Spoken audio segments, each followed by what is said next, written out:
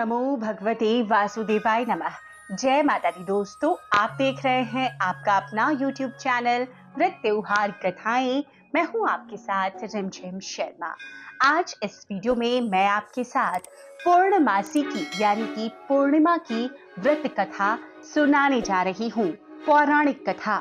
द्वापर युग में एक समय माता यशोदा जगत के प्राणियों को नाना प्रकार के कलेशों से एवं विपत्तियों से पीड़ित देख उनके दुख से दुखी होकर उनका कल्याण करने की भावना से नंद नंदन ब्रजचंद मुरली मनोहर भगवान श्री कृष्ण के पास जाकर अति प्रेम से बोली, हे गोपाल, तुम ही सारे संसार के उत्पन्न करता एवं संहार करता हो। तुम्हारी ही अनंत प्रभा से सूर्य और चंद्र जग को प्रकाशित करते हैं। तुम्हारी ही दया बिंदुओं से क्षुद्र सागर अपार जल से परिपूर्ण रहता है। गंगा की पवित्रता तुम्ही से है, आकाश की अखंडता तुम्ही से है और अग्नि की परम प्रचंडता भी तुम्ही से है। हे मधुसूदन, आज जगत के प्राणियों में किसी को रोग से, किसी को दारिद्रता से, किसी को वैधव्य से और किसी को निर्धनता के प्रभाव से पीड़ित देखकर मेरा हृदय व्याकुल हो गया है। हे सर्वेश्वर, आप इस जगत के प्राणी मात्र के दुख का निवारण करने वाले हैं। कोई सुगम उपाय बताने की कृपा कीजिए, जिसके द्वारा जगती तल के प्राणी दुख, दारिद्र्य आदि व्याधियों से छुटकारा पाकर सुखी हो जाएं।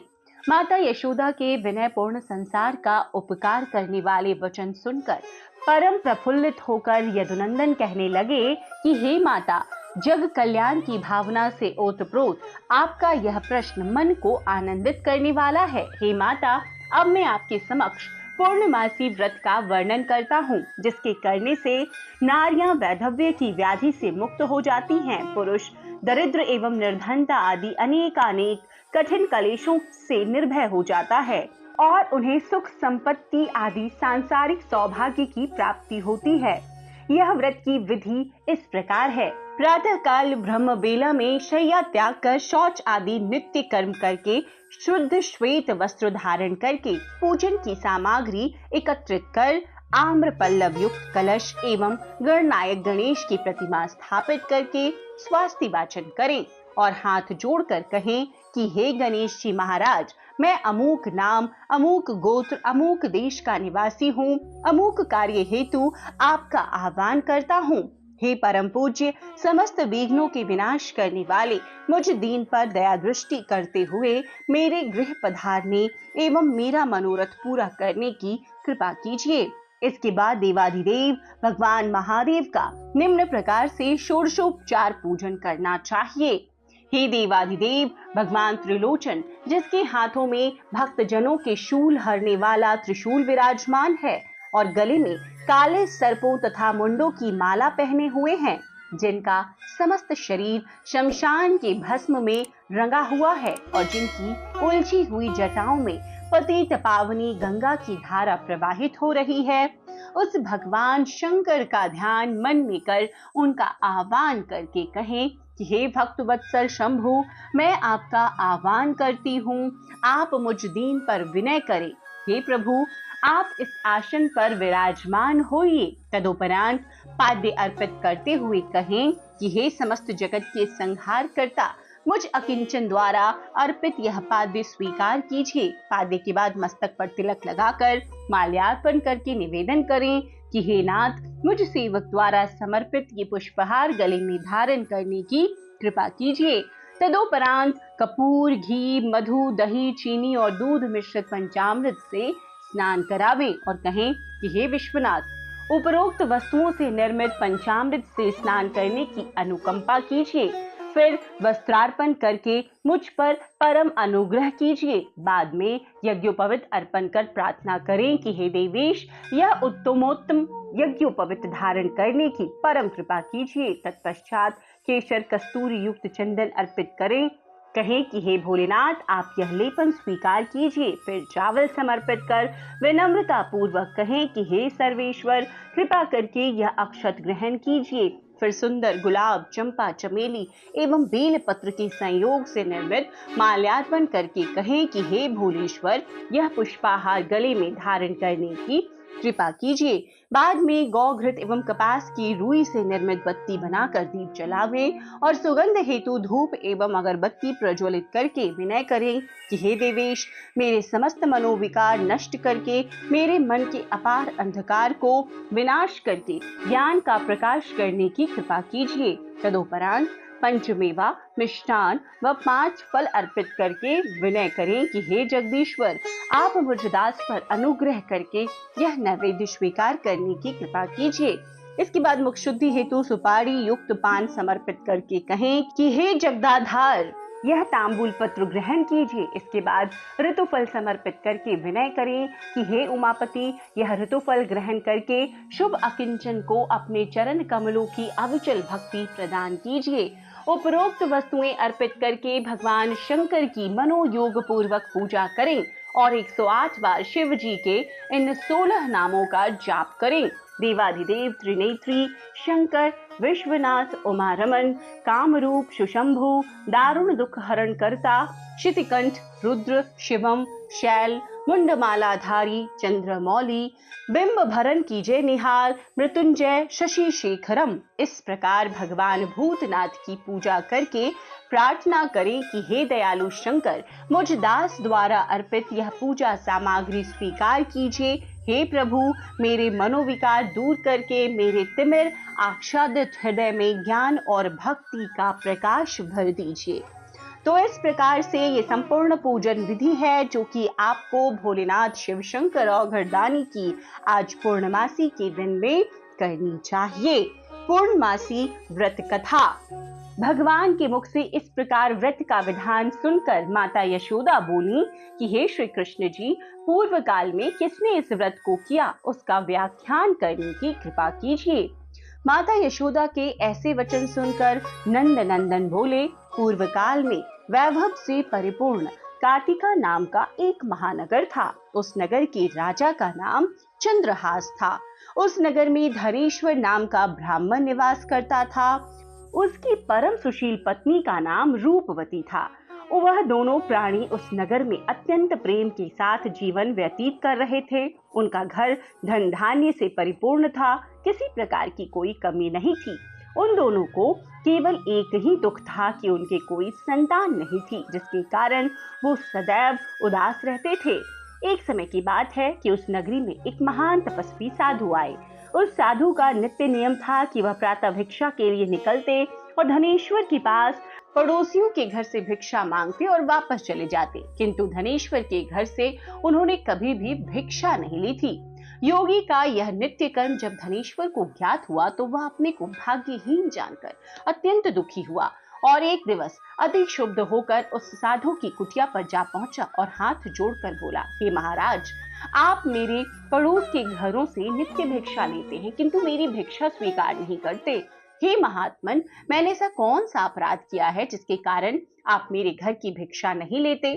तब साधु बोले, निसंतान व्यक्ति का अन्न पावन नहीं होता, उसके अन्न को ग्रहण करने से पातक लगता है, इस कारण मैं तुम्हारे घर से भिक्षा नहीं लेता। साधु के ऐसे वचन सुनकर धनेश्वर की आंखों में आंसू बहने लगे और वह रोता हुआ साधु के चरणों में लेट गया और बोला, हे महाराज, आप सर्वज्ञ हैं, तीनों काल के ज्ञाता हैं, आप मुझे ऐसा कोई सुगम उपाय बताने की कृपा कीजिए जिसके द्वारा मेरा भाग्योदय हो जाए और मैं इस दुख से छुटकारा पा जाऊं, अर्थात मुझे भी पुत्र लाभ होवे।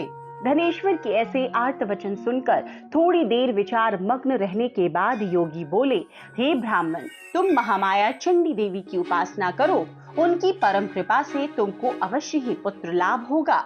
योगी का ऐसा आदेश पाकर धनेश्वर ने अपने घर आकर सारा हाल अपनी पत्नी को सुनाया और उससे परामर्श कर आप घर त्याग कर तपस्या के लिए वन को चला गया और निराहार तपस्या करते हुए जब 20 दिन व्यतीत हो गए तब 21वें दिन रात्रि के समय स्वप्न में चंडी देवी उसे दर्शन देकर बोली, धनेश्वर, तेरे एक पुत्र होगा परंतु 16वें साल में काल कलवित होगा। तब धनेश्वर हाथ जोड़कर बोला, हे जगत जननी, आप मुझे कोई ऐसा उपाय बताने की कृपा कीजिए जिससे वह पूर्ण आयु प्राप्त कर सके, असमय में मृत्यु को न प्राप्त हो। तब चंडी देवी बोली, तुम दोनों पति पत्नी यदि 32 पूर्णमासी का व्रत श्रद्धा पूर्ण करो तो तुम्हारा पुत्र चिरायु हो सकता है। तब धनेश्वर बोला, हे माता, इसकी विधि क्या है? तब देवी बोली कि संपूर्ण दिवस निराहार रहने के बाद संध्या को एक आटे का दीपक बना स्वच्छ रुई की बत्ती एवं घृत के संयोग से प्रज्वलित कर विधि पूर्वक पार्वती सहित शिव जी का पूजन करो। इस प्रकार 32 पूर्णमासी का व्रत करने से पुत्र चिरायु हो जाएगा। अब तुम्हें पुत्र उत्पन्न होने का उपाय बताती हूँ। प्रातः काल तुमको सामने वाले आम के वृक्ष में एक सुंदर फल लगा दिखाई देगा। पेड़ पर चढ़कर तुम उसे तोड़ लेना और जिस दिन तुम्हारी पत्नी ऋतुकाल के पश्चात स्वच्छ होवे तब उसे खिला देना। इससे तुम्हारी मनोकामना पूर्ण होगी। इतना कहकर देवी अंतर्ध्यान हो गईं। प्रातःकाल देवी के कहे अनुसार सामने ही आम के पेड़ पर सुंदर फल को लगा देख धनेश्वर पेड़ पर चढ़ गया और सावधानी से फल तोड़कर नीचे ले आया। फिर प्रसन्नता के साथ अपने घर जाकर सारा हाल अपनी पत्नी को सुनाया। दैव योग से उसकी पत्नी उसी दिन ऋतु स्नान के बाद स्वच्छ हुई थी। उसने शंकर जी का बार बार स्मरण करके वह फल खाया और देवी की परम कृपा से गर्भवती हो गई। 9 मास पश्चात 10वां मास प्रारंभ होते ही उसकी एक चंद्रकांति के समान सुंदर एवं स्वस्थ पुत्र उत्पन्न हुआ। देवी की कृपा के कारण दोनों पति पत्नी ने उसका नाम देवदास रखा और प्रेम से उसका लालन पालन करने लगे। अब वह बालक चंद्रकला के समान बड़ा होने लगा। देवी की कृपा से वह बालक पढ़ने लिखने आदि में अति निपुण था। जब वह 7 बरस का हुआ तो धनेश्वर ने अपनी पत्नी को पूर्णमासी व्रत का स्मरण कराया और दोनों पति पत्नी नियम पूर्वक पूर्णमासी का व्रत करने लगे। इस प्रकार धीरे धीरे 15 वर्ष व्यतीत हो गए और देवदास ने 16वें वर्ष में प्रवेश किया। तब धनेश्वर अपनी पत्नी से बोला कि देवी के कथनानुसार देवदास 16 साल का होते ही काल कलवित हो जाएगा, किंतु यह हम अपनी आंखों से कैसे देख सकेंगे? मेरा हृदय अभी से विदीर्ण हो रहा है। तब पत्नी ने परामर्श दिया कि मेरी राय से देवदास को उसके मामा के साथ शिव की नगरी काशी भेज दिया जाए। यह वहीं रहकर विद्याध्ययन भी करेगा और जिन भगवान शंकर की कृपा से हमें यह पुत्र रत्न प्राप्त हुआ है वही इसे पूर्णायु प्रदान करेंगे। इस प्रकार आपस में विचार करके देवदास के मामा को बुलाकर दोनों को काशी के लिए रवाना कर दिया और दोनों पति पत्नी उसकी कुशलता की कामना हेतु पूर्णिमा व्रत करते हुए दिन व्यतीत करने लगे। देवदास अपने मामा के साथ काशी के लिए चल दिया और कई दिनों के बाद एक नगर में जा पहुंचा। जब तक शाम हो गई थी, अतः मामा भांजे दोनों एक धर्मशाला में जा ठहरे। उसी धर्मशाला में एक बारात आकर ठहरी। देवी प्रेरणा से जब भावर का समय आया तब कुछ देर पूर्व ही दूल्हे पर पक्षाघात का एक ऐसा प्रबल आक्रमण हुआ कि दूल्हे के पिता आदि संबंधी अत्यंत विकल हो गए। तब किसी ने परामर्श दिया कि इसी धर्मशाला के अमुक कमरे में वर के अनुरूप एक युवक ठहरा है, उसे किसी प्रकार संतुष्ट कर उसी के साथ भावरे डलवा दी जाए और अन्य जो भी वैवाहिक कार्य होंगे वह वर के साथ हो जाएंगे। सबकी सम्मति से लड़के के पिता ने देवदास के मामा के पास जाकर निवेदन किया कि अपने भांजे को कुछ देर के लिए मुझे प्रदान करें, जिससे कि मेरे पुत्र का विवाह कार्य संपन्न हो सके। तब उसके मामा ने कहा कि कन्यादान के समय मधुपर्क के अतिरिक्त जो कुछ भी मिलेगा वह मैं ले लूंगा।